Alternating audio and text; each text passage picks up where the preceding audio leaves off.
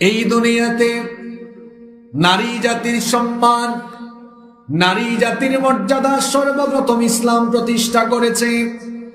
নবী করিম সাল্লাল্লাহু আলাইহি ওয়াসাল্লাম এই ধরার বুকে আগমনের আগে নারীদের কোনো ইজ্জত ছিল না, নারীদের কোনো সম্মান ছিল না। বাজারে যেরকম করে মাছ কেনা বেচা হয়, গরু ছাগল পশু যেমন কেনা বেচা হয়, তরি তরকারি যেমন কেনা বেচা হয়, নারীদেরকেও অজ্ঞতার সেই যুগে, বর্বরতার সেই যুগে সেরকমই কেনা বেচা করা হতো। বিবাহ শাদী ছিল না, বিবাহ শাদী ছাড়াই পুরুষেরা ইচ্ছা মতো নারীদেরকে ভোগ করত। সেই অজ্ঞতার সমাজে, বর্বরতাপূর্ণ সেই জাহালাতপূর্ণ সমাজে, যেখানে নারীর কোনো কদর ছিল না, নারীর কোনো সম্মান ছিল না, নারীর কোনো মর্যাদা ছিল না, নারীদেরকে মনে করা হতো অকল্যাণের প্রতীক। কোন মহিলা যখন প্রেগনেন্ট হতো তখন সেই ঘরের মধ্যে গুঞ্জন উঠে যেত, যদি কন্যা সন্তান জন্ম হয় তো এটা হবে আমাদের জন্য অপমানে, এটা হবে আমাদের জন্য লজ্জার, মুখ দেখাতে পারবো না। কন্যা সন্তানকে তারা অকল্যাণকর মনে করত। এই জন্য কন্যা সন্তান জন্ম নিলে সঙ্গে সঙ্গে তারা মাটি খুঁড়ে জীবন্ত অবস্থায় দাফন করে ফেলতো, কবর দিয়ে ফেলতো। অসভ্য বর্বর সেই সমাজ, যেই সমাজ নারীদেরকে সহ্য করতে পারত না, নারীর কথা শুনতেও পারত না, এমন একজন মহামানব অন্ধকারাচ্ছন্ন পৃথিবীতে আসলেন। এসে তিনি বললেন, মেয়ে সন্তান জন্ম নিলেই যাদের কপাল কালো হয়ে যায়, কন্যা সন্তানের খবর কানে গেলেই চেহারা যাদের মলিন হয়ে যায়, তারা যেন জেনে রাখে। নবীজি বললেন, ইদা উলিদা লিররাজুলি ইবনাতান বাআসাল্লাহু আযজা ওয়া জাল্লা মালাইকা, যখন কোন ঘরে কন্যা সন্তানের জন্ম হয়ে যায়, আল্লাহ তাআলা খুশি হয়ে ওই ঘরের উপরে, ঘরের প্রতি আল্লাহ রহমতের ফেরেশতা পাঠায়া দেন। ওই রহমতের ফেরেশতারা সেই ঘরে আসে, আসার পরে ইয়াকতানিফুনাহা বিআজনিহাতিহিম ওয়া ইয়ামসাহুনা বিআইদিকুম আলা রাসিহা, রহমতের ফেরেশতারা তাদের রহমতের ডানায় ওই কন্যা সন্তানকে আবৃত করে রাখে, আর ওই কন্যা সন্তানের মাথায় হাত বোলায়া বলতে থাকে, আসসালামু আলাইকুম আহলাল বাইত। যে ঘরে এই কন্যা সন্তান আল্লাহ পাঠালেন, এই ঘরের উপরে রহমত নাজিল হোক, এই ঘরের সবার উপরে সালাম, এই ঘরের সবার প্রতি জান্নাতে অভিবাদন। এই ঘরের লোকেরা যেন জেনে রাখে যে সন্তানটি, যে কন্যা সন্তান ভূমিষ্ঠ হলো, এই কন্যা সন্তানকে তার পিতামাতা যদি আদর, স্নেহ, মমতা, ভালোবাসা দিয়ে প্রতিপালন করে, ভরণ পোষণ, লালন পালন করে, এরপরে উত্তম শিক্ষা দীক্ষা দিয়ে শিক্ষিত করে দিনদার পাত্রের কাছে যদি সুপর্দ করে, আল্লাহর হাবিব এই দুইটা আঙ্গুল সাহাবীদেরকে দেখালেন, দুইটা আঙ্গুল একসাথে করে নবীজি দেখালেন। এই যে দুইটা আঙ্গুল যেমন কাছাকাছি, ওই কন্যা সন্তানের মা বাবারা আর আমি কিয়ামতের দিন সেভাবে একসাথে একই জান্নাতে কাছাকাছি থাকবো। কোন ছেলে সন্তানের ব্যাপারে এরকম কোন হাদিস আছে?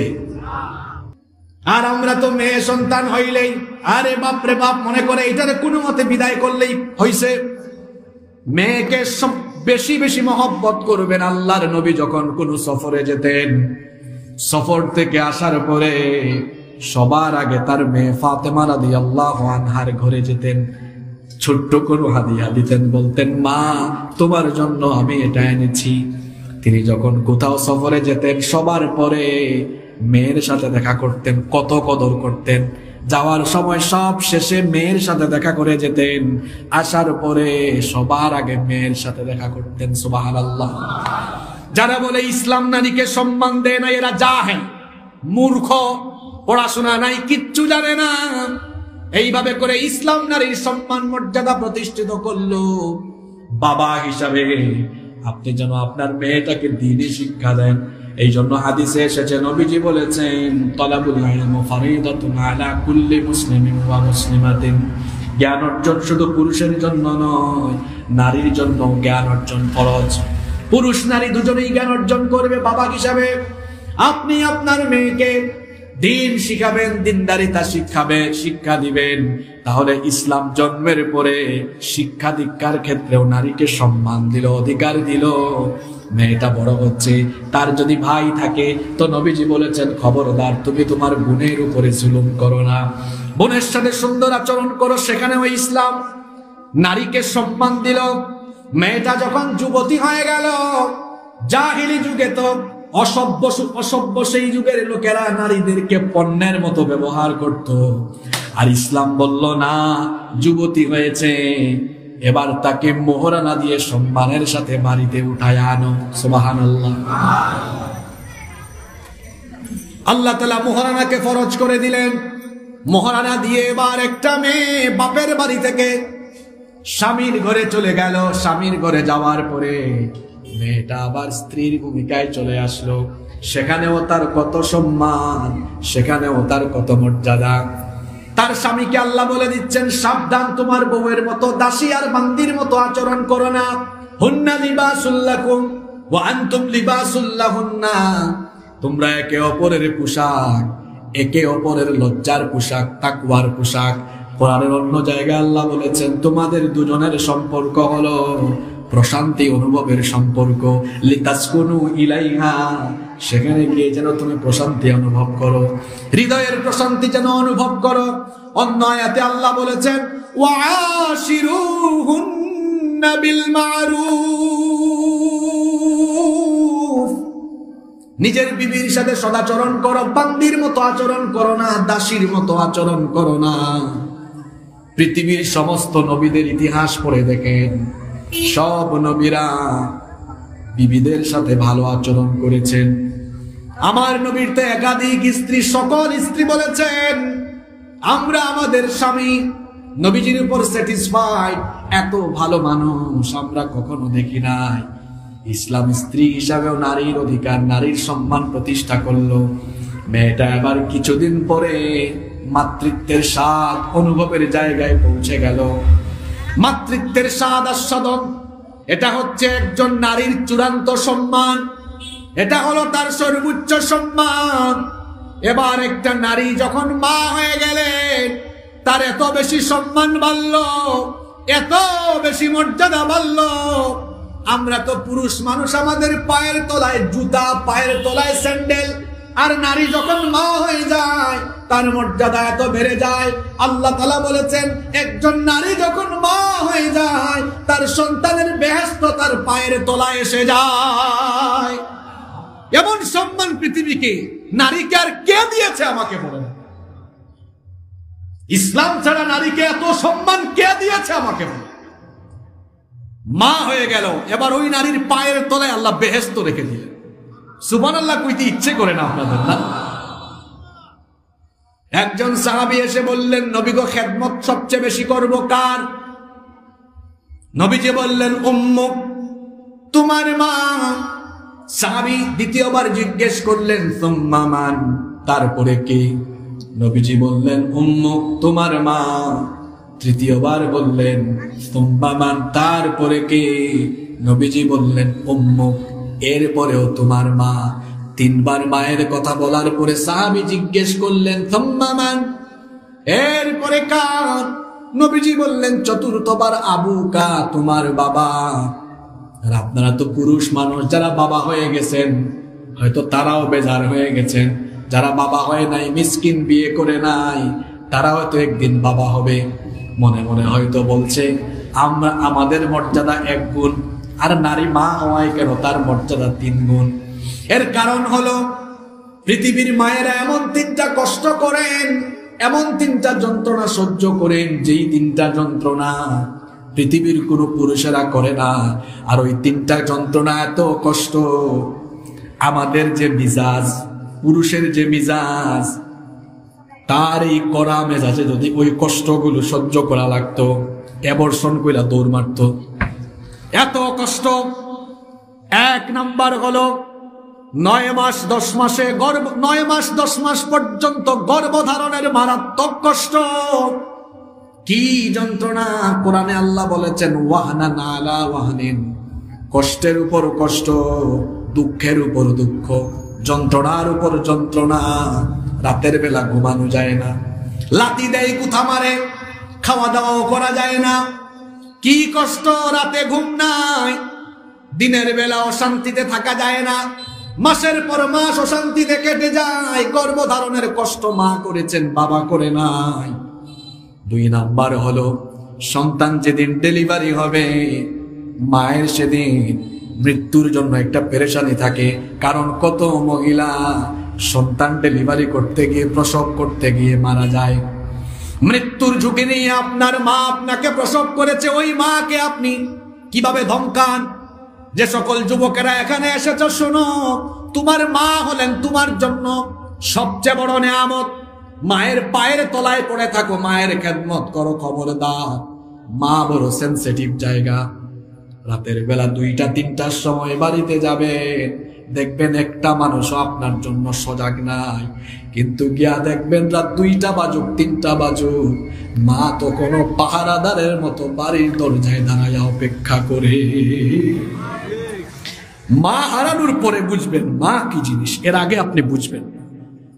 আপনি গভীর রাত পর্যন্ত বাহিরে থাকবেন, একটা মানুষ আপনাকে ফোন করবে না, কিন্তু দেখবেন কিছুক্ষণ পর পর মায়ের ফোন, বাবারে তুই কোথায়, তুই কি ভালো আছিস কিনা। এমন আদরের ফোন মা মারা যাওয়ার পরে আপনি আর পাবেন না। মা থাকতে মায়ের খেদমত করেন, মায়ের জন্য টাকা পয়সা অকাতরে বিলীন করে দেন। চিকিৎসা লাগে, চিকিৎসার জন্য যা টাকা পয়সা আছে সব দিয়ে দেন। কারণ আপনি তো টাকা পয়সা না, গোটা জীবনের সম্পদ না, গোটা শরীরের চামড়া খুলে মায়ের জন্য জুতা বানাইলেও 1 ফোঁটা দুধের হক আপনি আদায় করতে পারবেন না। এই জন্য যুবকদেরকে বলছি, সাবধান ভাইয়েরা, মায়ের সঙ্গে বেয়াদবি করবেন না। মা হলেন দুনিয়ার সবচেয়ে বড় নেয়ামত। যে কপাল পোড়ারা মা বাপের খেদমত করে আল্লাহকে সন্তুষ্ট করতে পারে নাই, এদের মতো হতভাগা দুনিয়াতে আর কেউ। একজন নারীর কথা বলছিলাম, মা যখন হয়ে যান তখন তার সম্মান, তার মর্যাদা সর্বোচ্চ লেভেলে চলে যায়। ইসলাম তখন তাকে এত সম্মান দেয়। এই যে বলছিলাম একজন মা কেন তার মর্যাদা পুরুষের চেয়ে 3 গুণ বেশি, 2টা বলেছি। 1 নাম্বার মা গর্ভধারণ করলেন, 2 নাম্বার মা প্রসব করলেন, 3 নাম্বার মা বুকের দুধ খাওয়ালেন। আপনি বাবা বাজার থেকে ডানো এনে খাওয়াতে পারবেন, এর বেশি কিছু পারবেন না। কিন্তু মা আপনাকে 2 বছর বুকের দুধ পান করিয়েছে। ওই সময় আপনার জন্য গুরুত্বপূর্ণ খাবার ছিল এই বুকের দুধ। এই 3টা কাজ মায়েরা করেন, পৃথিবীর কোনো বাবা করে না। এই জন্য বাপের চাইতে মায়ের মর্যাদা, মায়ের হক 3 গুণ বেশি যিনি বাড়িয়ে দিয়েছেন তিনি কে? যুবক ছাত্রদেরকে বলছি, মায়ের পায়ের তলায় পড়ে থাকো। পৃথিবীতে সম্মান চাও, রিজিক চাও, দুনিয়ায় সম্মান চাও, মাকে খুশি করো। যদি মা খুশি হয়ে যায়, আল্লাহর কসম গোটা দুনিয়া আল্লাহ তোমার পায়ের তলায় ফেলাইয়া দিবেন। পৃথিবীতে যারা বড় হয়েছেন তারা মাকে খুশি করে হয়েছে। পৃথিবীতে যারা মাকে খুশি করতে পারেনি, বাবাকে খুশি করতে পারেনি, এরা কোনোদিনও সফল হতে পারেনি। বেইজ্জতির জীবন, লানতের জীবন পাবে তারা। আল্লাহ বুঝার তৌফিক দান করেন।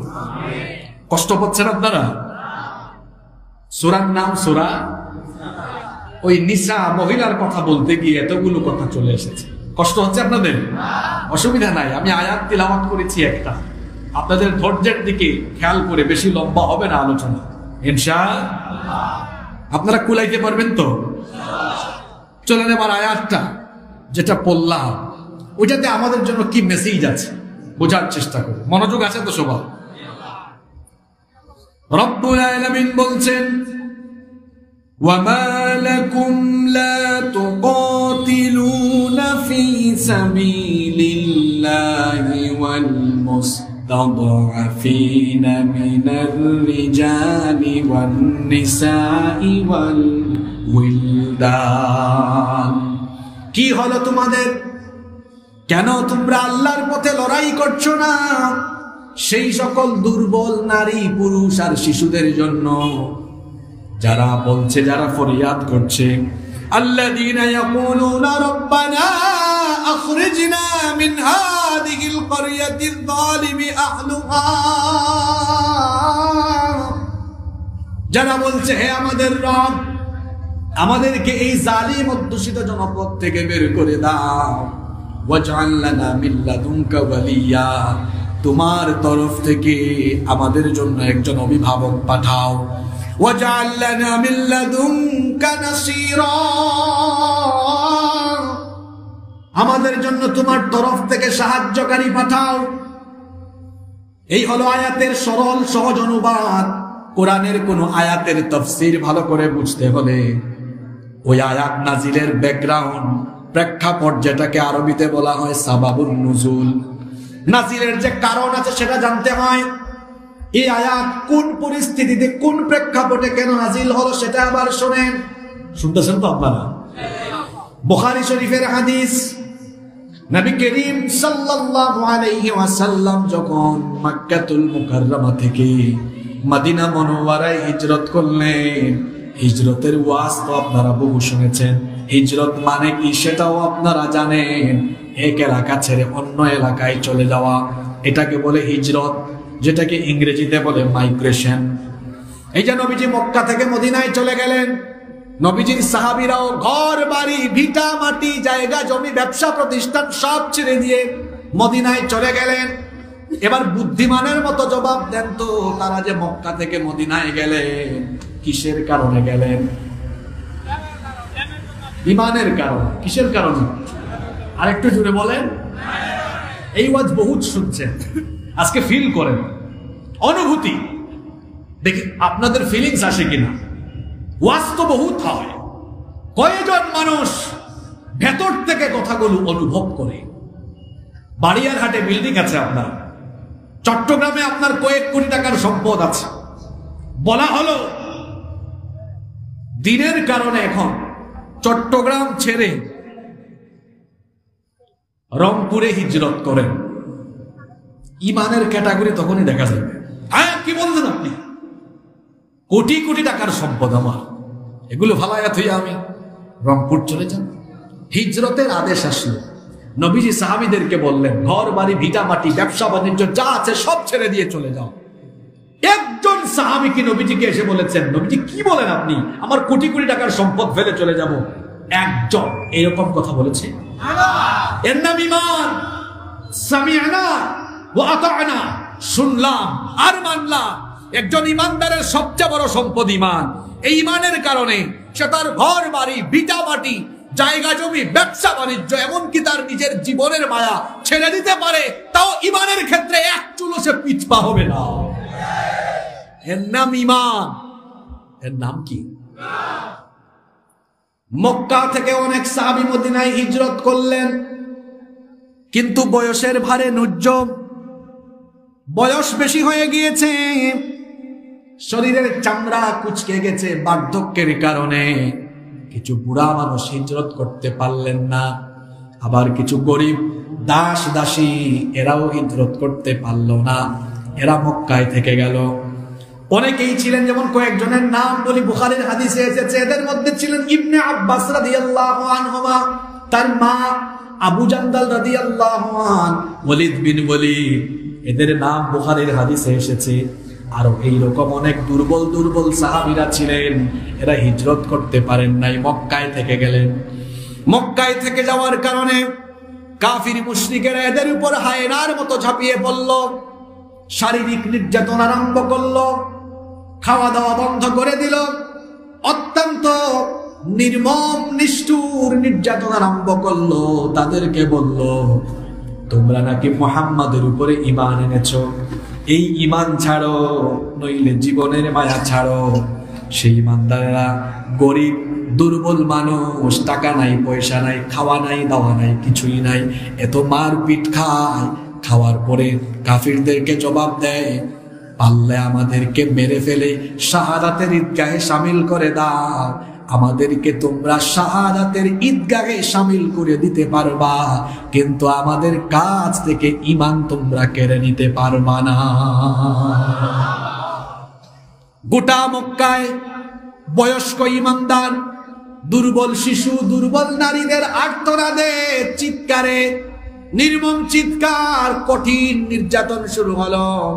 আকাশ বাতাস তাদের তাদের আহাজারিতে, আর্তনাদে ভারী হয়ে গেল। সেই সময় এই দুর্বল নারী পুরুষ ঈমানদারেরা আল্লাহর কাছে আবেদন জানিয়েছিলেন দুইটা কথা। যদি বুঝে থাকেন বলে, কাফিরদের নির্মম নির্যাতনে দুর্বল নারী পুরুষ ঈমানদারেরা তখন আবেদন জানিয়েছিলেন আল্লাহর কাছে মোট কয়টা? আরো জোরে বলেন, কয়টা? এক নম্বর আবেদন জানিয়েছিলেন, রব্বানা আখরিজনা মিন হাযিহিল ক্বরয়াতিল যালিমি আহলুহা, হে রব, এই জালিম অধ্যুষিত এলাকা থেকে আমাদেরকে বের করার একটা ব্যবস্থা করেন। আরেকটা দোয়া করেছিলেন, ওয়াজআল লানা মিন লাদুনকা ওয়ালিয়্যা ওয়াজআল লানা মিন লাদুনকা নাসীরা। আমরা তো এখানে নির্যাতিত, আমাদের জন্য তোমার তরফ থেকে অভিভাবক এবং সাহায্যকারী পাঠাও। মজলুম এবং আল্লাহর মাঝখানে কোনো পর্দা থাকে না। মজলুমের দোয়া সরাসরি যিনি কবুল করেন তিনি কে? আল্লাহ। এই দুর্বল নারী পুরুষ ঈমানদারেরা তারা যখন আল্লাহর কাছে এই দুইটা ফরিয়াদ করলেন, এই মজলুমদের দোয়া আল্লাহর কাছে এত ভালো লাগলো। হুবহু দোয়া সূরা নিসার ৭৫ নম্বর আয়াতে আল্লাহ তুলে দিলেন। ওই দোয়াটা তুলে দেওয়ার আগের অংশে আল্লাহ ওই মুহাজির সাহাবী এবং আনসারী অন্যান্য সাহাবীদেরকে আল্লাহ বললেন, তোমরা তো হিজরত করে এসেছো, কাফিররা ডিস্টার্ব করে না, তোমাদেরকে নির্যাতন নিপীড়ন করে না, কিন্তু তোমাদের ওই ভাই বোনেরা যারা সমস্যার কারণে হিজরত করতে পারে নাই, তারা তো বড় ভয়াবহ পরিস্থিতিতে আছে। কি হলো তোমাদের? ওয়ামা লাকুম লা তুকাতিলুনা ফি সাবিলিল্লাহ, কি হয়েছে তোমাদের?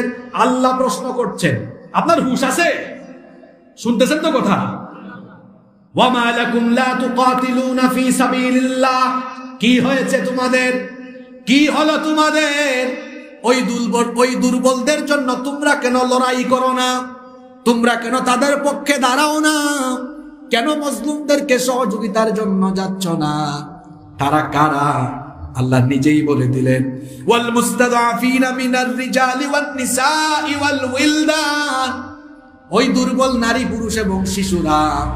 কুরআন তো এই যুগে আর নাজিল হবে না, কিন্তু আমি মাঝে মাঝে এই আয়াত যখন পড়ি আমার অনুভূতি এমন হয়, আমার অনুভূতি এবং উপলব্ধিতে এরকমটা আসে, যদি এই যুগে কোরআন নাজিল হওয়ার সুযোগ থাকতো তো আল্লাহ বলতেন, বিশ্বের 200 কোটি মুসলমানকে বলতেন, কি হলো তোমাদের? কেন তোমরা ফিলিস্তিনের দুর্বল সেই নারী পুরুষ আর সেই ঝলসে যাওয়া মিসাইল এবং বোমার আঘাতে শরীরটা ক্ষতবিক্ষত হয়ে যাওয়া সেই শিশুদের পক্ষে কেন তোমরা কথা বলো না? কেন তাদের জন্য তোমরা লড়াই করো না? ওই সময়কার প্রেক্ষাপট আর এখনকার প্রেক্ষাপটে আয়াত সামনে রেখে একটু মিলান তো। মজলুমদের পক্ষে আল্লাহ অন্যান্য মুসলমানদের কাছে আয়াত নাজিল করে জানালেন, কি হলো তোমাদের? একজন মুসলমান পৃথিবীর অন্য প্রান্তে থাকুক, একই দেহের মতো তারা। আল মুমিনুনা কাল জাসাদিল ওয়াহিদ, সব মুসলমান একটা শরীরের মতো, দেহের মতো। আমার বাড়ি বাংলাদেশে, কিন্তু আফ্রিকার জঙ্গলে আমার কোনো ভাইয়ের উপর আঘাত আসলে আমার খারাপ লাগবে, কারণ সে আমার ভাই। এটা হলো আমার ইমানি অনুভূতি। আল্লাহ সেই কথাই বলছেন, ও মদিনার মুসলমানেরা, মক্কার সেই নির্যাতিত মুসলমানদেরকে ভুলে গেলা কেন? তাদের উপরে তো নির্যাতন হচ্ছে, নিপীড়ন হচ্ছে, তাদেরকে সাহায্য করো। এই আয়াতটা আমি আজকে এই জন্য তিলাওয়াত করলাম। হে পৃথিবীর ঘুমন্ত 200 কোটি মুসলমানরা, ফিলিস্তিনিদের নির্যাতনে আহাজারিতে তোমাদের ঘুম কি এখনো ভাঙে না? তাদের 95 ভাগ জমি দখলদাররা দখল করে ফেলেছে, তাও তোমার ঘুম ভাঙে না? হে মুসলমানদের ঘুমন্ত বিবেক, কখন এই ঘুমন্ত বিবেক জাগ্রত হবে? আল্লাহ আপনাকে জিজ্ঞেস করছেন, ওয়ামা লাকুম, কি হয়েছে তোমার? লা তুকাতিলুনা ফি সাবিলিল্লাহ, তুমি কি তাদের পক্ষে লড়াই করবা না, তাদের পক্ষে কথা বলবা না? আল মুস্তাদাফিনা মিনার রিজালি ওয়ান নিসাই ওয়াল উইলদান, যেই সকল ঈমানদার নারী পুরুষ এবং শিশুরা দুর্বল হয়ে পড়েছে, অসহায় হয়ে পড়েছে। দেখেন না ফেসবুকে ভিডিও, ফিলিস্তিনি বাচ্চারা বলে আইনাল আরব, আরবরা কোথায়? আইনাল উম্মাতাল ইসলামিয়া, মুসলিম উম্মাহ কোথায়? তারা বলে আইনাল উলামা, আইনাল মাশায়েখ, তারা বলে উলামা মাশায়েখরা কোথায়? তারা যে বলে ও পৃথিবীর ঘুমন্ত 200 কোটি মুসলমান, এগুলো কি কানে ঢোকে না? আল্লাহ বলছেন তাদের আহাজারি কি কানে যায় না? যারা বলছে রব্বানা আখরিজনা মিন হাযিহিল ক্বরিয়াতিল যালিমি আহলুহা, আল্লাহ জালিমদের থেকে আমাদের বাঁচান, ওয়াজআল লানা মিন লাদুনকা ওয়ালিয়া, ওয়াজআল লানা মিন লাদুনকা নাসীরা, আল্লাহ আমাদের জন্য অভিভাবক পাঠান, সাহায্যকারী পাঠান। ও পৃথিবীর ঘুমন্ত 200 কোটি মুসলমান, এখনো কি ঝিমানো যায় না? এখনো কি ঘুম ভাঙে না? যারা বলছে আল্লাহ আমাদের ভাইদেরকে আমাদের সাহায্যের জন্য পাঠাও, আমাদের ভাইরা যেন আমাদের পক্ষে কথা বলে।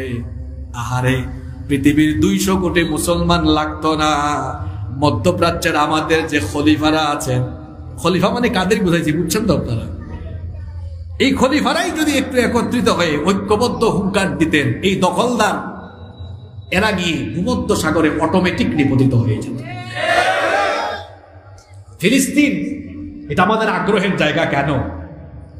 ফিলিস্তিন, জর্ডান, লেবানন, সিরিয়া, এই যে 4টা দেশের নাম বললাম, ফিলিস্তিন, লেবানন, সিরিয়া, জর্ডান, এই 4টা দেশের আয়তন, এই অঞ্চলটিকে হাদিসে বলা হয়েছে শাম।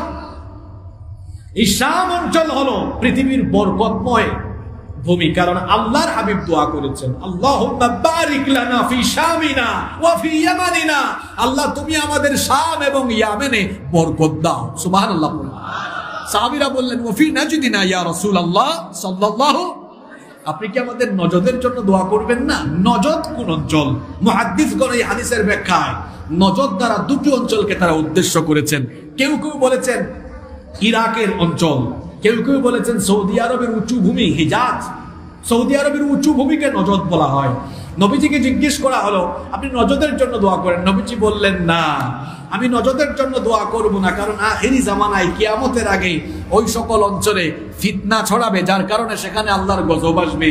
আজকে এই হাদিসটা মিলায় দেখেন তো, আজকের এই সৌদি আরব বলেন, দেখেন হালাল নাইট ক্লাব, হালাল সিনেমা হল চালু করেছে। নবীজির কথা আজকে মিলে গেছে না মিলে না?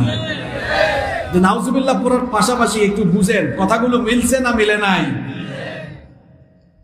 ফিলিস্তিনকে নবীজি বলেছেন ইসলামী বিশ্বের মেরু, হৃৎপিণ্ড। হৃৎপিণ্ড ভালো থাকলে শরীর ভালো থাকে, হৃৎপিণ্ড দুর্বল হয়ে গেলে শরীর দুর্বল হয়ে যায়।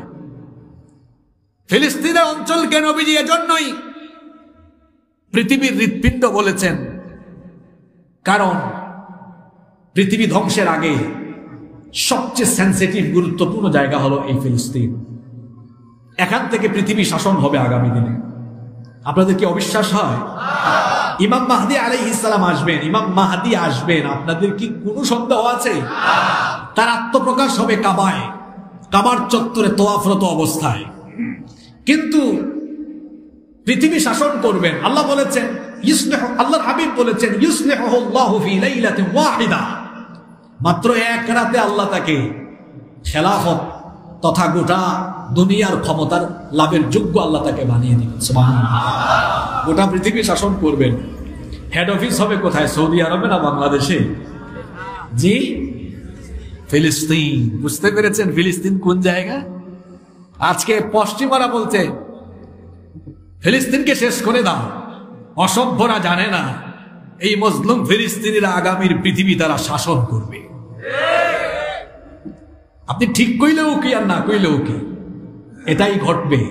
কারণ এটা আমার মতো ছোট হুজুর বলে নাই, বলেছেন বড় হুজুর মুহাম্মদ সাল্লাল্লাহু আলাইহি ওয়াসাল্লাম। ওই কথায় কোনো সন্দেহ আছে? সন্দেহ থাকলে গিয়ে ঈমান ল্যাবরেটরিতে টেস্ট করেন, এটাতে ভেজাল ঢুকে গেছে। মুসলমানরা দুর্বল ইমানদার যারা, তারা বলছে এদের বিরুদ্ধে লড়াই করবে কেমনে? আপনাদের কথা কি বলতাম, দেখেন না আমাদের দেশে ঘুমটাওয়ালা কিছু আছে, তারাও বলে আমি সাধারণত মাহফিলে কারো সমালোচনা করা পছন্দ করি না, কিন্তু যখন সীমা ছাড়িয়ে যায়, কেউ সীমা লঙ্ঘন করে, উম্মতকে সতর্ক করার জন্য তাদের সম্পর্কে বলা ছাড়াও কোনো উপায় থাকে না। সেই 47-48 সাল থেকে এরা এত মার খায় ফিলিস্তিনিরা, ঘুমটাওয়ালা গুলো কোনো কথা কয় না। ফিলিস্তিনিরা প্রতিরোধ করেছে যখন, এটা সুইসাইডের মতো কাজ করেছে। কেন তারা মারতে গেল? গ্রামের মানুষ বলে যে যার নুন খায় সে নাকি তার গুণ গায়। ঘুমটাওয়ালাদেরকে বলতে চাই, এতদিন শুনতাম মানুষ বলে পেট্রোডলার খাইছে, রিয়াল খাইছে, আমরা এগুলো বিশ্বাস করতাম না, কিন্তু এখন কেন জানি মনে সন্দেহ ঢুকে গেছে। গ্রামের সহজ সরল মানুষের সেই প্রবাদ, যে যার নুন খায় সে তার গুণ গায়। তাম দুনিয়ার মুসলমানরা যখন ফিলিস্তিনিদের পক্ষ নিয়েছে, তখন আপনি ওই দখলদারদের পক্ষে এত দরদ দেখান কেন? কত অবস্থা নুন খাইছেন সেটা মানুষ জানতে চায়, নইলে এত গুণগান কেন আপনি? বলা হচ্ছে তাদের বিরুদ্ধে লড়াই করে কিভাবে পারবে? সামরিক শক্তিতে তারা বলিয়া, তাদের কাছে প্রযুক্তি আছে, তো প্রযুক্তি দিয়ে কি করছে তারা? যে কি বলে আয়রন ডোম, আকাশ প্রতিরক্ষা ব্যবস্থা পেরেছে? কথা কন না কেন আপনারা? পেরেছে?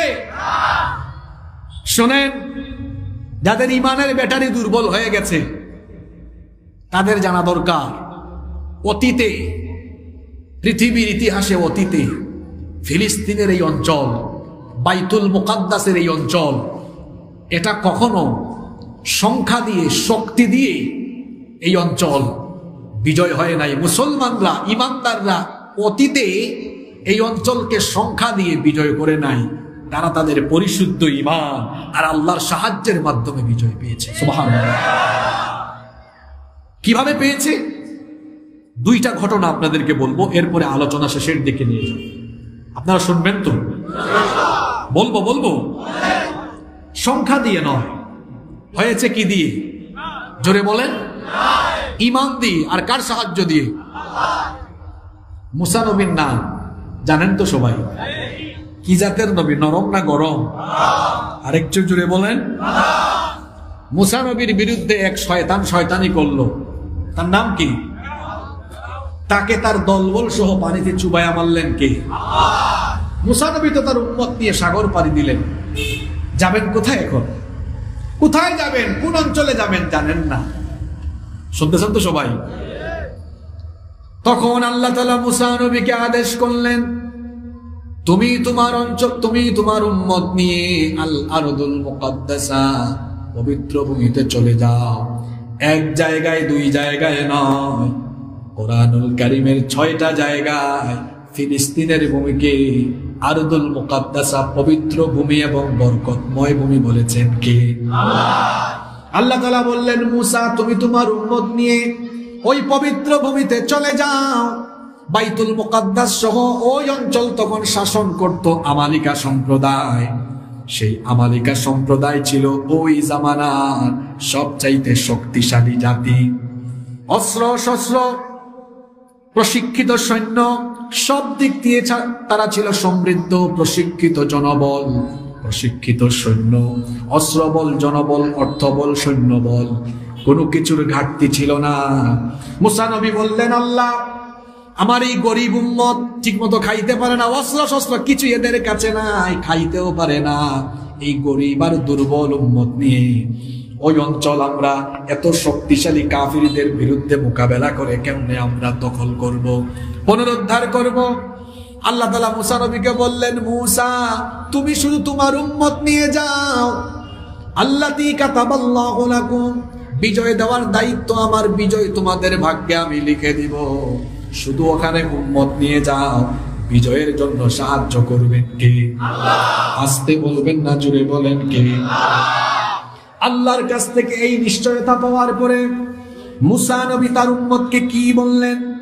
কোরআনুল কারীমের 5 নম্বর সূরা, সূরাতুল মাইদা এর 20 নম্বর আয়াত থেকে আল্লাহ এই কাহিনী বর্ণনা করছেন।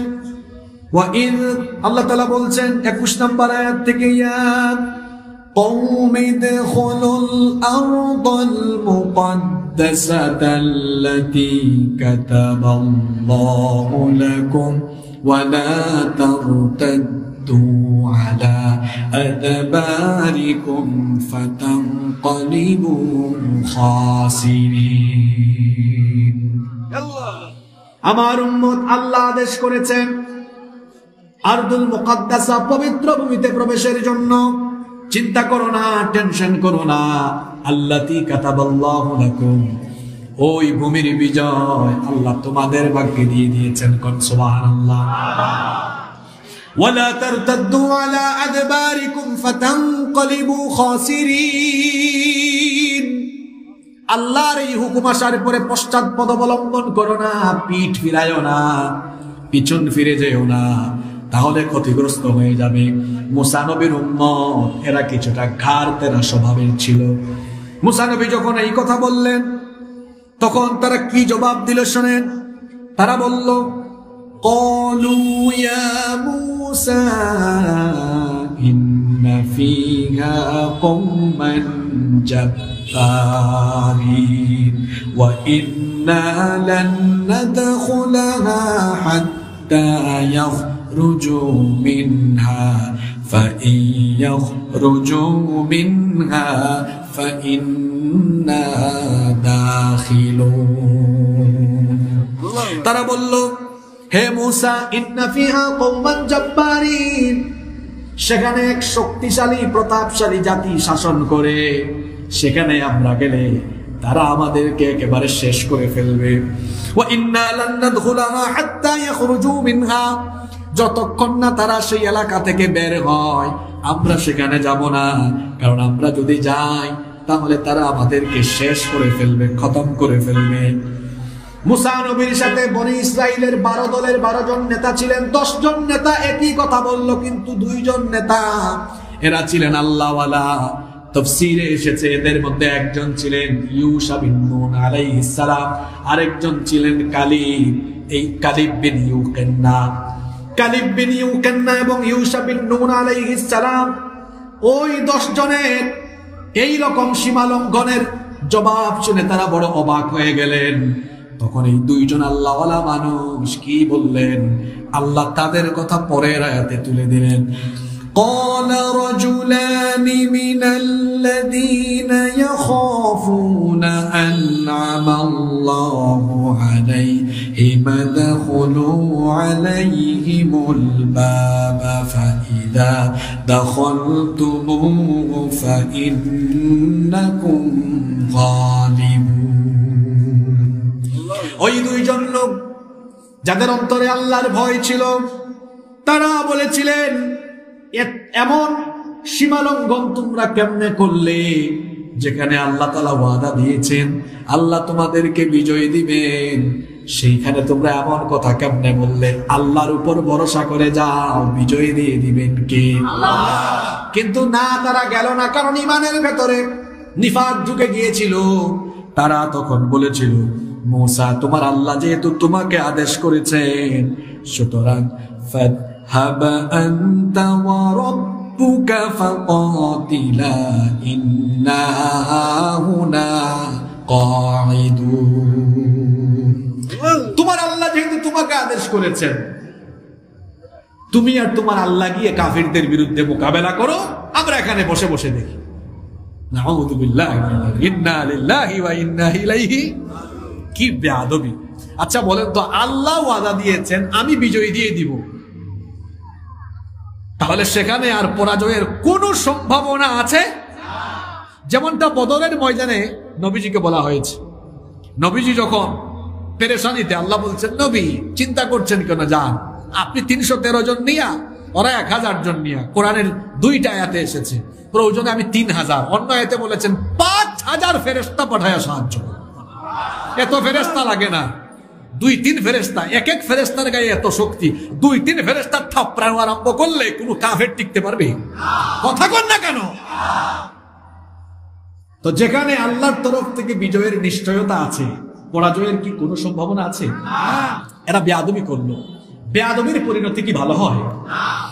আপনারা কোরআন পড়লে দেখবেন অতীতের যুগে যে নবীর সাথেই উম্মতের লোকেরা বেয়াদবি করেছে এদেরকে আল্লাহ সাইজ করেছেন। নূহ নবীর যে সকল উম্মতের যে সকল লোকেরা অবাধ্য হয়েছিল আল্লাহ মহাপ্লাবন দিয়ে সাইজ করেছে। হুদ নবীর আদ জাতিকে আল্লাহ সাইজ করেছেন বিরাট ঝড় তুফান দিয়ে। সালেহ নবীর সামুদ জাতিকে আল্লাহ সাইজ করেছেন। লূত আলাইহিস সালামের সমকামী জাতিকে আল্লাহ সাইজ করেছেন। অসভ্য ফেরাউনকে তার দলবল সহ পানিতে ডুবাই আল্লাহ মেরেছেন। পানির অপর নাম জীবন, আর ফেরাউনের জন্য হয়েছে পানির অপর নাম। ওই আল্লাহ এখন আর নাই, থাকলেও পাওয়ার আগের মতো আর নাই। এখনো যারা দিন নিয়ে বেয়াদবি করে, কোরআন হাদিস আর উলামা মাশায়েখদের সাথে বেয়াদবি করে, আল্লাহ কিন্তু ঠিক সময়ে ধরবেন এবং সাইজ করবেন। আমি আর নিচে নামলাম না, কারণ এরকম বহু উদাহরণ আছে। দুর্যোগপূর্ণ আবহাওয়ায় ইশারা দিয়ে গেলেই আকলমানদেরকে বুঝে ফেলতে হবে। সম্মানিত উপস্থিতি, এরা বলল না তুমি আর তোমার আল্লাহ গিয়ে যুদ্ধ করো। আল্লাহ নারাজ হয়ে গেলেন। নিশ্চিত বিজয় এই ভূমির মালিকানা তারা পেত, গেল না। আল্লাহ বললেন فإنها محرمة عليهم 40 سنة يتيهون في الأرض فلا تأس على القوم الفاسقين। আল্লাহ বললেন যে ভূমির বিজয় তাদের ভাগ্যে ছিল, فإنها محرمة عليهم 40 سنة, 40 বছরের জন্য ওই ভূমি আমি হারাম করে দিলাম। ওই ভূমিতে যেতে পারবে না। শাস্তি এখানেই শেষ নয়, এই 40 বছর তাদেরকে আমি উন্মুক্ত জেলখানায় ঢুকায় রাখবো। ইয়াতিহুনা ফিল আরদ, উদ্ভাস্ত হয়ে তারা জমিনে বিচরণ করবে। অসভ্য এই জাতির উপরে কি গজব আসলো! প্রত্যেক দিন সূর্য ওঠার পরে সকালবেলা তারা মিশরের উদ্দেশ্যে হাঁটা আরম্ভ করে, সূর্যাস্তের সময় সন্ধ্যাবেলা দেখে সকালবেলা যেখান থেকে হাঁটা শুরু করেছে সন্ধ্যাবেলা ওই জায়গায় আছে। মানে ব্যাপারটা হলো এমন, সকালবেলা জামালপুর থেকে, জামালপুর না, হ্যাঁ জামালপুর থেকে হাঁটা আরম্ভ করেছে, সূর্যাস্তের সময় দেখে আবার জামালপুরই আছে। বাজি কি অবস্থা চিন্তা করছেন! আবার কোথায় আছে? জামালপুরে আছে। এইরকম উন্মুক্ত জেলখানা, কোনো শিকল নাই, কারাগার নাই, দেওয়াল নাই, পর্দা নাই, উদ্বাস্তুর মতো উন্মুক্ত কারাগারের ভেতরে এই গজব তাদের জন্য আসলো। কত বছরের জন্য? আরেকটু জোরে বলা যাবে? 3 বছর মেয়াদ যেতে না যেতেই মুসা নবী দুনিয়া থেকে বিদায় হয়ে গেল। আল্লাহু আকবার। কয়েক বছর যাওয়ার পর এরা দেখে, হায় হায় যে গজবে পড়েছি আমরা, এক এলাকার ভিতরেই আটকে আছি, পথ পাই না খুঁজে। বনী ইসরাইলের দায়িত্ব চলে আসলো এবার ইউশা বিন নুন আলাইহিস সালামের উপরে। তারা গিয়ে বলল, ইউশা, যে বিপদে পড়ছি আমরা বেয়াদবি করছি, আমরা তওবা করছি, স্বীকার করেছি ভুল করছি, আপনি দোয়া করেন আল্লাহ যেন আমাদেরকে মাফ করে দেন। তিনি জাতির জন্য দোয়া করলেন। আল্লাহর দয়া কম না বেশি? যতই গুনাহ করেন আপনি অবাধ্য হন, ফিরে আসলে মাফ করে দিবেন কে? আল্লাহ বললেন মাফ করবো, ঠিক আছে, কিন্তু জিহাদ ফি সাবিলিল্লাহ থেকে নিজেকে দূরে রাখা যাবে? ওই ভূমি তোমরা এমনি পাবা না, জিহাদ করতে হবে। তবে ওয়াদা এখনো ঠিক আছে, সাহায্য আমি। জোরে বলেন, সাহায্য আমি। তারা বলল ঠিক আছে, আমরা রাজি। এবার ইউশা বিন নুন আলাইহিস সালামের নেতৃত্বে তারা গেল কোন অঞ্চল পুনরুদ্ধারের জন্য? ঘুমাই গেছেন আপনারা? বলেন কোন অঞ্চল? আরেকটু জোরে বলেন। সেখানে একটা মসজিদ আছে না, এটার নাম কি? আরেকটু জোরে বলেন। ওইটা আমাদের আগের কি ছিল? কিবলা ছিল। আগের কি ছিল? ওই বাইতুল মুকাদ্দাস। আর এই অঞ্চলটাকে কাফিরদের থেকে এবার পুনরুদ্ধার হবে। লড়াই আরম্ভ হয়েছে, তুমুল লড়াই চলছে। লড়াই করতে করতে জুমার দিন, দিনটা ছিল কোন দিন? আরেকটু জোরে বলা যাবে? জুমার দিন আসরের সময় যুদ্ধের কমান্ডারের নাম কি বলেছিলাম? আরেকবার বলেন। ইউশা বিন। চিন্তা করছেন কিছুক্ষণ পরে সূর্যাস্ত হয়ে যাবে, আগামীকাল শনিবার। আমাদের জন্য সাপ্তাহিক ইবাদতের দিন হলো আজকে যে দিন গেল জুমাবার, এটাকে হাদিসে বলা হয়েছে সাপ্তাহিক ঈদের দিন। সুবহানাল্লাহ।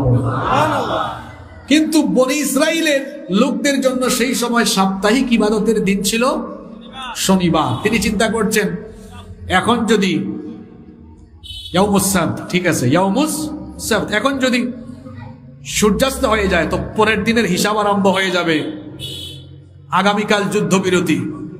তা আমরা এত কষ্ট করে বিজয়ের দ্বার প্রান্তে এসেছি, এখন যদি যুদ্ধবিরতি হয় আর পরশু দিন রবিবারের যুদ্ধ শুরু হয়, কাফেররা যদি দলবল ভারী করে আবার আসে, আমরা তো বেকায়দায় পড়ে যেতে পারি। এই পেরেশানি করছেন কমান্ডার, নামটা যেন কি আরেকবার বলেন।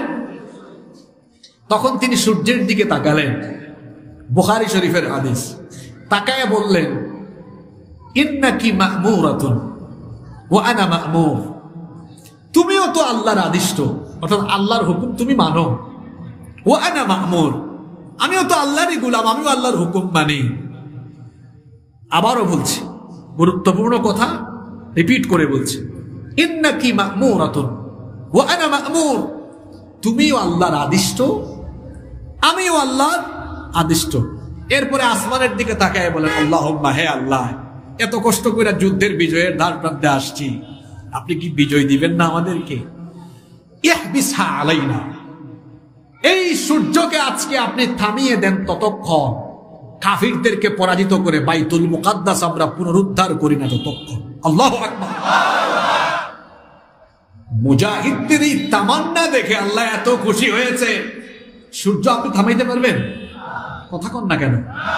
আল্লাহ পারবেন না তো? জি, যে আল্লাহ পূর্ব দিক থেকে সূর্য উঠান, পশ্চিম দিগন্তে আবার সূর্যাস্ত ঘটান, ওই আল্লাহ কিয়ামতের দিন পশ্চিম দিক থেকে সূর্য উঠাতে পারবেন কিনা? তো সেই আল্লাহ চাইলে সূর্যকে থামায়া দিতে পারবেন কিনা? মুজাহিদদের এই তামান্না দেখে আল্লাহ বললেন, সূর্য আজকে তুমিও থেমে যাও ততক্ষণ, আমার এই ইমানদার মুজাহিদ বাহিনী কাফিরদের থেকে এই বাইতুল মুকাদ্দাসের এই এলাকা পুনরুদ্ধার করে না যতক্ষণ। পৃথিবীতে একবার সূর্যকে থামিয়ে দেওয়া হয়েছে আল আকসা বিজয়ের জন্য। পৃথিবীতে একবার সূর্য আল্লাহ থামিয়ে দিয়েছিলেন ওই সকল দুর্বল, সংখ্যায় কম, অস্ত্র নাই, খাদ্য নাই, কিছুই নাই, গরিব, দুর্বল, অসহায় ইমানদারেরা আল্লাহর উপর তাওয়াক্কুল করে লড়াইয়ের ময়দানে গিয়েছে। আল্লাহ ফেরেশতা দিয়ে সাহায্য করেছেন, অন্যদিকে সূর্য থামায়া দেয়া আল্লাহ তাদেরকে বিজয় দিয়েছেন। সুবহানাল্লাহ। তো বিজয় এসেছে শক্তি দিয়ে। গুমটাওয়ালারা নিজেদেরকে খুব হাদিস মানে মনে করে এই আয়াতগুলো কি পড়ে না? পৃথিবীতে কখনো শক্তি দিয়ে বিজয় আসে নাই, বিজয় এসেছে ঈমান দিয়ে। কি দিয়ে এসেছে? এখন ঈমান আছে তো? কি জাতের ঈমান? সকালবেলা সুদের করকরে টাকার গন্ধ পাইলে ঈমান শেষ, একটু ঘুষের টাকার গন্ধ পাইলে নাকে আসলেই শেষ, এই বুঝি ঈমান। এই সকল ঈমানদারদেরকে দিয়ে আল্লাহর জমিনে দিন বিজয় হবে না। পরিশুদ্ধ ঈমানদারদের সংখ্যা যদি অল্প হয়, এদেরকে দিয়ে দিনের বিজয় হয়ে যায়। কষ্ট হচ্ছে আপনাদের? আমি যদি আর 10 থেকে 12 মিনিট কথা বলি, আপনাদের কষ্ট হবে? এই ঘটনার সাথে সংশ্লিষ্ট আরেকটা ঘটনা আছে, শেষ না করলে তাফসীরটা অপূর্ণাঙ্গ থেকে যাবে। কষ্ট হচ্ছে আপনাদের? এবার কাফিরদের থেকে বাইতুল মুকাদ্দাসের এই অঞ্চল দখল করে ফেললো ঈমানদারেরা। সুবহানাল্লাহ পড়েন। কয়েক বছর গেল, ঈমানদারদের অধীনে থাকলো। ইউসা বিন নূন আলাইহিস সালাম দুনিয়া থেকে চলে গেছেন। বনি ইসরাইলের লোকেরা ক্ষমতার অপব্যবহার আরম্ভ করলো। ক্ষমতার অপব্যবহারের কারণে নেতৃত্ব চলে যায়, ঈমানদারদের থেকে আল্লাহ নেতৃত্ব কেড়ে নেন। সেটাই ঘটলো, ঈমানদারদের থেকে নেতৃত্ব চলে গেল। আমালিকা গোষ্ঠী আবার ওই অঞ্চলকে কি করে ফেললো? দখল করে ফেললো। আবার বনি ইসরাইলরা নির্যাতিত। আমালিকার আইসা এমন সাইজ আরম্ভ করছে, বনি ইসরাইলদের থেকে ঘর বাড়ি থেকে বের করে দিয়েছে, নারীদেরকে দাসী বানিয়ে ফেলেছে, পুরুষদের উপর নির্যাতন আরম্ভ করেছে। ঠিক এই সময়ে বনি ইসরাইলদের জন্য ত্রাণকর্তা হিসাবে চলে আসলেন নবী মানবের আল্লাহ শামুয়েল বা শেমুয়েল আলাইহিস সালাম। সুবহানাল্লাহ পড়েন। শামূল আলাইহিস সালাম যখন নবী হয়ে আসলেন, তখন বনি ইসরাইলের এই নির্যাতিতরা গেল নবীর কাছে গিয়ে বলল, নবী গো, আমরা তো মাইর খায়া শেষ, আমরা এই কাফিরদের বিরুদ্ধে মুখ কি বানায় দেন। এই ঘটনা কোরআনে আছে তো? কোথায় আছে? কোরআনুল কারীমের 2 নম্বর সূরা সূরাতুল বাকারা এর 246 নম্বর আয়াত থেকে এই কাহিনী এবার শুরু হচ্ছে। আল্লাহ তাআলা বলছেন, আলাম তারা ইলাল মালা'i মিন বানি ইসরাঈলা মিন বা'দি মূসা إذ قالوا لنبي لهم ابعث لنا ملكا نقاتل في سبيل الله আল্লাহ বলছেন, মুসা আলাইহিস সালামের পরবর্তী বনি ইসরাইলের নেতাদেরকে কি আপনি দেখেননি, যারা তাদের নবীকে গিয়ে বলেছিল, ইবাস লানা মালিকান, আমাদের জন্য একজন বাদশা, একজন নেতা ঠিক করে দেন, নুকাতিল ফি সাবিলিল্লাহ, যাতে তার অধীনে আমরা আল্লাহর পথে লড়াই করতে পারি। এই কথা বলার পরে শামূল আলাইহিস সালাম তাদেরকে জবাব দিয়েছিলেন, ক্বালা হাল আসাইতুম ইন কুতিবা আলাইকুমুল কিতালু আল্লা তুকাতিলু। তোমাদের অতীতের রেকর্ড ভালো না, অতীতের রেকর্ড খারাপ। তোমরা এর আগেও নবীদের সঙ্গে বেয়াদবি করেছো, মুসা নবীর সাথে যুদ্ধের মাঠে গিয়ে বলেছো আমরা লড়াই করব না, তুমি আর আল্লাহ, তোমরা 2 জন লড়াই করো, আমরা দেখি। এখন যে আমাকে বলছো আমি নেতা ঠিক করে দিব, ঠিক না হয়ে করে দিলাম। এরপরে তোমরা যদি আমার আগের মতো আচরণ করে, আবার যদি জিহাদ ফি সাবিলিল্লাহ কিতাল থেকে তোমরা বিরত থাকো, তাহলে কেমন হবে? এই প্রশ্ন তিনি যখন করলেন, তারা তখন জবাব দিল, ক্বালু ওয়া মা লানা আল্লা নুকাতিলা ফি সাবিলিল্লাহি ওয়া ক্বাদ উখরিজনা মিন দিয়ারিনা ওয়া আবনাইনা। তারা বলল, কেন আমরা আল্লাহর পথে এখন লড়াই করব না? আমাদেরকে এরা আমাদের ঘর বাড়ি থেকে বের করে দিয়েছে, আমাদের সন্তানদের থেকে আমাদেরকে বিচ্ছিন্ন করেছে, সন্তানগুলোকেও মেরে ফেলেছে। এই জালিমদের বিরুদ্ধে কেন আমরা লড়াই করব না? অবশ্যই আমরা লড়াই করব, নেতা ঠিক করে দেন। তখন শামূল আলাইহিস সালাম বনি ইসরাইলের লোকদেরকে বললেন, তো শোনো, আল্লাহ তোমাদের জন্য কাকে নেতা বানিয়েছেন শোনো। ওয়াকালা লাহুম নাবিয়্যুহুম ইন্নাল্লাহা ক্বাদ বা'আথা লাকুম তালুতা মালিকা। নিশ্চয়ই আল্লাহ তোমাদের জন্য তালুতকে নেতা বানিয়েছেন। এটা নাম বলেছে, সবাই বলেন তো নামটা কি? আপনারা কি ক্লান্ত হয়ে গেছেন? নামটা কি? তিনি বললেন, তালুতকে আল্লাহ তোমাদের নেতা বানিয়েছেন, বাদশা বানিয়ে দিয়েছেন। আগেই বলেছি এরা ঘাড় তেরা, এখানেও ঘাড় তেরামি করলো। তারা তখন বলল, ক্বালু আন্না ইয়াকুনু লাহুল মুলকু আলাইনা ওয়া নাহনু আহাক্কু বিল মুলকি মিনহু ওয়া লাম ইউতাসা'আতাম মিনাল মাল। তারা বলল, তালুত কিভাবে আমাদের উপরে নেতাগিরি করবে? সে তো গরিব, তার টাকা পয়সা নাই, ধন দৌলত নাই। আমাদেরকে দেখেন না, আমাদের আছে, আমাদেরকে কেন আল্লাহ নেতা বানালেন না? তারা মনে করেছিল টাকা পয়সা যার বেশি হবে নেতা সেই আপত্তি করল। শামূল আলাইহিস সালাম তখন বললেন, শোনো, আমি কিন্তু স্বৈরাচারী মনোভাবে আমার নিজের ইচ্ছায় তালুতকে নেতা বানাই নাই, নেতা তাকে মনোনীত করেছেন কে? আরো জোরে বলেন কে? তিনি জবাব দিলেন, ক্বালা ইন্নাল্লাহা আসতাফাহু আলাইকুম ওয়া যাদাহু বাসতান ফিল ইলমি ওয়াল জিসম। নিশ্চয়ই আল্লাহ তালুতকে মনোনীত করেছেন, আমি করি নাই। আর নেতৃত্বের জন্য তোমরা যে যোগ্যতা বলেছ, টাকা পয়সা বেশি হওয়া, এটা নেতৃত্বের যোগ্যতা নয়, বরং আল্লাহ বলেছেন ওয়াজাদাহু বাসতান ফিল ইলমি ওয়াল জিসম। আল্লাহ বলেছেন আল্লাহ তাকে জ্ঞানে সমৃদ্ধ করেছেন, শারীরিক শক্তিতেও সমৃদ্ধ করেছেন। তাহলে এই আয়াত থেকে বোঝা গেল নেতৃত্ব লাভের জন্য চরিত্রের পাশাপাশি সঠিক জ্ঞান এবং শারীরিকভাবে শক্তিশালী হওয়া দরকার, আছে না নাই? তারা বলল না, এটা আমরা এত সহজে মানবো না। কোন জাতি এরা এমনি মানবে? মুসা নবীরে কয় তুমি আল্লাহর সাথে কথা বলছো, আমরাও কথা বলবো, তারপরই মানব।